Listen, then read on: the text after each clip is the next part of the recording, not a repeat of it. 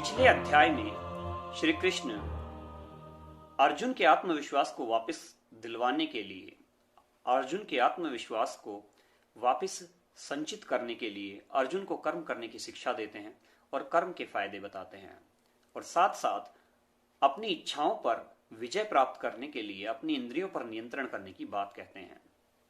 अब अर्जुन श्री कृष्ण से एक सवाल पूछते हैं। अर्जुन कहते हैं कि हे प्रभु, एक तरफ तो आप इंद्रियों पर नियंत्रण करने की बात कहते हैं और दूसरी तरफ कर्म करने की बात कहते हैं। अर्जुन की इस छोटी सी बात में बहुत बड़ी मैच्योरिटी छिपी हुई है। इनडायरेक्टली अर्जुन का जो सवाल है वो सांख्य योग और कर्म योग की तरफ इशारा करता है। सांख्य योग को साधारण शब्दों में आप संन्यास मान सकते हैं। अर्जुन श्री कृष्ण से सवाल पूछते हैं कि अगर इंद्रियों पर नियंत्रण प्राप्त करना है, मुझे ज्ञान योग से ही अपना उद्धार करना है, तो फिर कर्म की प्रधानता क्यों? मुझे कर्म करना जरूरी क्यों है? इनडायरेक्टली अर्जुन ये पूछना चाहते हैं कि अगर संन्यास लेने से भी मेरा उद्धार हो सकता है, तो कृष्ण मुझे कर्म करने की जरूरत ही कहां है? क्यों ना मैं सारी चीजें छोड़कर संन्यास पे चला जाऊं, अपने ही विवेक से मोक्ष को प्राप्त करूं। रियलाइजेशन लाने के लिए कर्म करना जरूरी नहीं है। अगर कर्म किए बिना भी बात बन सकती है तो फिर मैं कर्म ही क्यों करूं? मैं काम करना छोड़ देता हूं और अपने विवेक से रियलाइजेशन की तरफ जाना शुरू कर देता हूं। श्रीमद् भगवद गीता के संपूर्ण ज्ञान कोश में अगली कुछ बातें बहुत महत्वपूर्ण हैं जो आपको अपने विवेक का अधिकतम उपयोग करके समझनी और सीखनी चाहिए। श्री कृष्ण अर्जुन के इस सवाल का जवाब देते वक्त अर्जुन से एक बात कहते हैं कि हां अर्जुन, वास्तव में इंसान के उद्धार के दो मुख्य रास्ते हैं, दो मुख्य कड़ियां हैं जिनसे इंसान अपना उद्धार स्वयं कर सकता है। पहला संन्यास, सांख्य योग, या जिसको वास्तविकता में ज्ञान योग कहा गया है, और दूसरा है कर्म योग। एक तरफ मैं अपने विवेक से, अपनी समझ से रियलाइजेशन को हासिल करूं, और दूसरा मैं रियलाइजेशन की बातें भूलकर केवल कर्म करूं और उससे अपने आप रियलाइजेशन होना शुरू हो जाए। इन दोनों योगों में श्री कृष्ण कहते हैं कि संन्यास लेने की बजाय तुझे कर्म प्रधानी होना जरूरी है, तुझे कर्म की तरफ जाना जरूरी है। अब ऐसा क्यों है, इसके लिए मुख्यतः श्री कृष्ण तीन वजह बताते हैं। पहली वजह तो ये कि अगर आप काम नहीं भी करेंगे तो भी काम होता रहेगा। इसका मतलब कर्मों की निरंतरता हमेशा चलती रहेगी, जो पिछले अध्याय में हम समझ चुके हैं। हमारे ना करने से कर्म रुक जाएंगे, ऐसा कदापि संभव नहीं है। दूसरा, अगर हम मोक्ष प्राप्ति का साधन भी करना चाहते हैं, संन्यास से भी करना चाहते हैं, मोक्ष प्राप्ति के लिए संन्यास भी लेना चाहते हैं, तो प्रैक्टिकल होकर समझने वाली बात यह है, क्या वहां काम नहीं करने पड़ेंगे? कर्म तो ज्ञान योग में भी करने पड़ेंगे। इसलिए कर्मों के फेर से आप दोनों ही सिचुएशन में, ना ज्ञान योग में ना कर्म योग में, बच सकते हैं। कर्म आप हमेशा करेंगे, चाहे ज्ञान के लिए अपनी ज्ञान के माध्यम से अपनी मुक्ति का रास्ता प्रशस्त करें या कर्म करें, काम दोनों जगह करने पड़ेंगे। और जिन महानुभावों को ये बात लगती है कि आप संन्यास लेंगे और आपको काम नहीं करना पड़ेगा, तो ऐसा कदापि नहीं है। संन्यास लेने के बाद अपनी मुक्ति के साधन के लिए न जाने कितने योग और कितने रास्तों का, दुर्गम रास्तों का पथ पार करना पड़ता है, तब इंसान मोक्ष की तरफ अग्रसर होता है। अष्टांग सिद्धि योग, यम नियम आसन प्राणायाम प्रत्याहार, ध्यान धारणा समाधि, इस तरह की न जाने कितनी प्रक्रियाओं से गुजरना पड़ता है, तब आप ज्ञान योग से वहां तक पहुंचते हैं। तो पहली बात, कर्म हमेशा चलते रहेंगे, आप रास्ता चाहे कोई भी अपनाइए।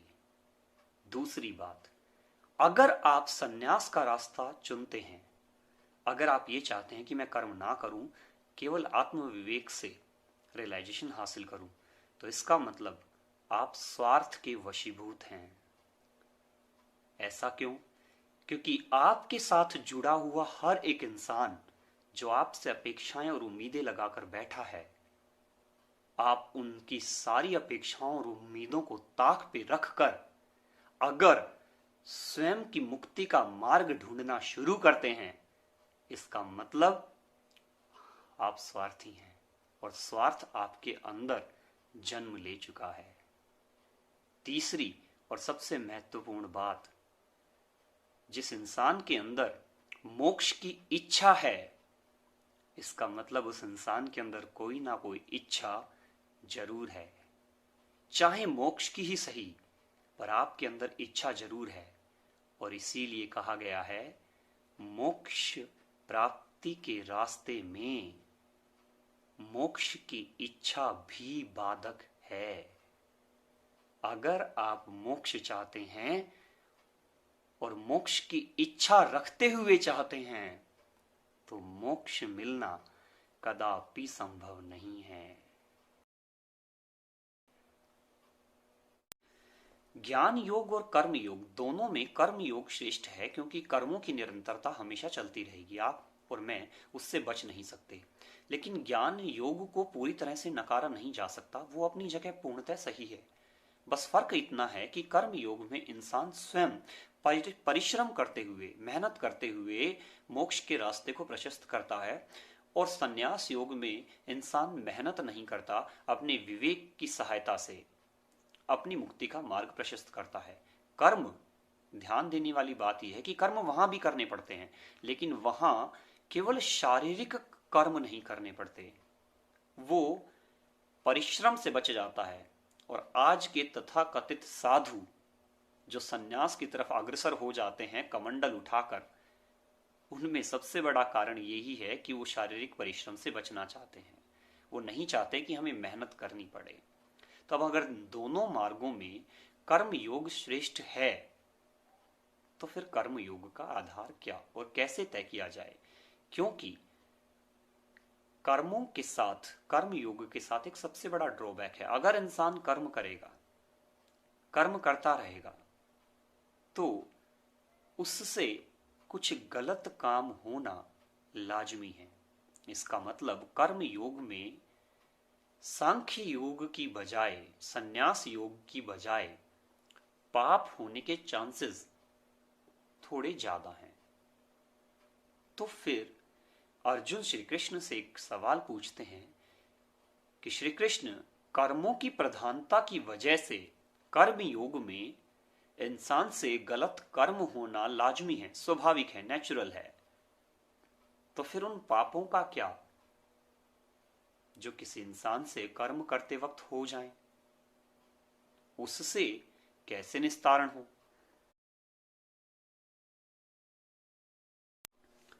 तब श्री कृष्ण अर्जुन से कहते हैं कि अगर आप अपने कर्मों के बंधन से छुटकारा चाहते हो, तो आपके लिए सर्वथा एक ही उपाय है कि आपको अपने ही कर्मों को अकर्म करना पड़ेगा।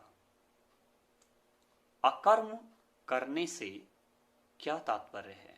कर्मों का अकर्म करना क्या तात्पर्य है इसका? इसका तात्पर्य है, आप जो भी काम करते हैं उसका पर्याय आप स्वयं ना हो।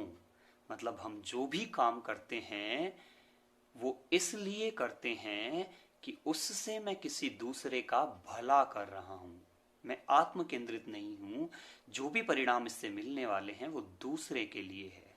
और दूसरा, जो भी काम से परिणाम मिलेंगे उसमें अंश मात्र भी मेरा कोई स्वार्थ नहीं है।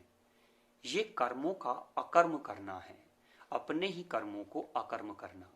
अगर आप ऐसा करेंगे तो पाप और पुण्य जैसी चीज आपको छू भी नहीं सकती। अब इस बात को कड़ी दर कड़ी समझने का प्रयास करते हैं। सपोज कीजिए आप जो भी काम कर रहे हैं उसमें आपका कोई भी स्वार्थ ना हो, और दूसरी चीज उससे मिलने वाले फल आपके अपने लिए ना हो, उससे मिलने वाला परिणाम और उससे मिलने वाला सुख केवल दूसरों के लिए हो, तो उस परिस्थिति में कर्म आपको कभी भी परेशान नहीं कर सकते हैं। यहां मुझे एक वाकया याद आता है महात्मा बुद्ध के समय का। हिंदुस्तान में एक बहुत बड़ा अभिशाप है वैशाली की नगर वधु। वैशाली की सबसे सुंदर लड़की को वहां का राजा जबरन नगर वधु घोषित करता था। यानी कि हमारे हिंदुस्तान में एक वक्त ऐसा भी था जब लड़कियों की सुंदरता ही लड़कियों के लिए अभिशाप थी और हमेशा से रही है। इतिहास का गर्व छानने पे आपको पता लगेगा स्त्रियों की सुंदरता ही उनके लिए सबसे बड़ा अभिशाप रही है हिंदुस्तान में। तो वैशाली की सबसे सुंदर लड़की को वहां का राजा जबरन नगर वधु घोषित करता था और उसे वैश्या वाले वो सारे काम करने पड़ते थे, अपने शरीर को सौंपना पड़ता था हर इंसान को जो उसके साथ संभोग करना चाहता था। तो वैशाली की पहली नगर वधु का नाम था आम्रपाली। और आम्रपाली एक दिन महात्मा बुद्ध के पास गई और वहां जाकर महात्मा बुद्ध से उन्होंने एक सवाल पूछा रियलाइजेशन के बारे में कि मुझे आपसे ये जानना है क्या मैं भी सेल्फ रियलाइजेशन प्रोसेस पे पहुंच सकती हूं, क्या मैं भी मोक्ष प्राप्ति का साधन प्रशस्त कर सकती हूं, मार्ग प्रशस्त कर सकती हूं। तब बुद्ध ने कहा कि आप भी कर सकते हैं, आप में ऐसा क्या है। तब आम्रपाली ने भगवान बुद्ध से एक बात कही कि मैं वैश्या हूं, मैंने ताउम्र अपने शरीर को दूसरे लोगों को बेचा है और ना जाने कितने लोगों ने मेरे साथ संभोग किया है।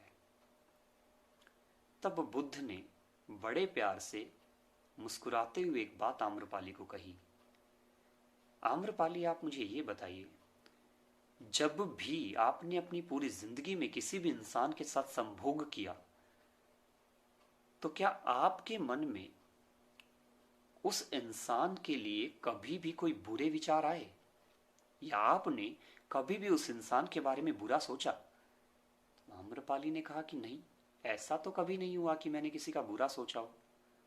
तब बुद्ध ने कहा हाँ, आप भी सेल्फ रियलाइजेशन कर सकते हैं। अगर आपने किसी का बुरा नहीं सोचा तो ये मायने नहीं रखता कि आपके कर्म क्या हैं। अगर उन कर्मों का साधन आप स्वयं नहीं हैं और आपके किए गए कार्य से किसी इंसान का बुरा नहीं हो रहा, तो फिर वो कर्म अपने आप अकर्म बनना शुरू हो जाते हैं। अब मान लेते हैं कि हमारे सारे कर्म जो भी हम काम करते हैं वो सारे के सारे अकर्म हो जाएं, पाप और पुण्य के फेर से परे हर वो काम जो हमारे द्वारा किया जा रहा है उसका परिणाम हमें परेशान ना करे। हम सारे के सारे काम जो भी करते हैं वो कर्तव्य के साथ करना शुरू कर दें और दूसरों के लिए करना शुरू कर दें, उसमें हम आत्म केंद्रित ना हो, तो पता है हमारी जिंदगी कितनी खूबसूरत होगी। सबसे पहला फायदा तो ये होगा कि कर्मों के अकर्म होने की वजह से आपका आत्मविश्वास चरम सीमा पे पहुंच जाएगा, आपका कॉन्फिडेंस बहुत अच्छा होगा, आपकी सेल्फ रिस्पेक्ट बहुत हाई हो जाएगी, आपका आत्मसम्मान चरम सीमा पे पहुंच जाएगा। दूसरी बात, आपके द्वारा किए गए कार्य अगर दूसरों के लिए होंगे तो आपको कभी भी परिणाम की चिंता नहीं होगी, रिजल्ट आपको थकाएगा नहीं। अगर आप कोई भी काम कर रहे हैं और उसके रिजल्ट आपको ना थकाएं तो आप कभी भी कर्म करना बंद नहीं करेंगे। इंसान कभी भी, मेरी बात बड़े ध्यान से सुनिए, इंसान कभी भी काम करने से नहीं थकता, वो मिलने वाले परिणाम से थकता है। और अगर परिणाम आपको थकाना बंद कर दें या परेशान करना बंद कर दें तो आपकी कर्मों की निरंतरता हमेशा चलती रहेगी। और सबसे बड़ी बात, जब इंसान दूसरों के लिए काम करता है तो उसकी प्रोडक्टिविटी बहुत शानदार होती है, बहुत लाजवाब होती है। कैसे? आप अपनी व्यक्तिगत जिंदगी को उठा के देखिए, आप अपने परिवार के लिए वो कर देते हैं जो आप अपने लिए कभी भी नहीं कर सकते। और ये वास्तविकता और सत्य है। आप अपने परिवार के लिए 18 घंटे तक काम कर सकते हैं, लेकिन केवल खुद के लिए करना पड़े तो आप कभी भी नहीं करेंगे। आप अपने परिवार के लिए बड़े से बड़ा खतरा और जोखिम उठाने के लिए तैयार हैं, जो आप खुद के लिए कभी भी नहीं करेंगे। आपको परिवार की चिंता में आपका दिमाग वहां तक ले जा सकता है जहां तक आत्म केंद्रित होने की वजह से आप कभी भी पहुंच नहीं सकते। इसलिए कर्मों का अकर्म होना जरूरी है, क्योंकि अगर आप आत्म केंद्रित हैं तो आपकी प्रोडक्टिविटी जितनी आनी चाहिए उसका अंश मात्र भी नहीं आएगी। इसलिए हे अर्जुन, पाप और पुण्य की विचारधारा से परे, सोच से परे, अपने कर्म को अकर्म करता हुआ, अपने ही कर्म को अकर्म करता हुआ इस युद्ध को लड़ और अपनी दूरदर्शिता को विकसित कर, यानी कि अपने विजन को बढ़ाकर ये युद्ध इसलिए मत लड़ कि जीतने के बाद तुझे और तेरे भाइयों को इस राज्य का सुख प्राप्त होगा, बल्कि इसलिए लड़ कि धर्म की विजय होगी और अधर्म का नाश होगा। प्रजा को हर संभव सुख मिलेगा जो तेरी वजह से मिलना चाहिए।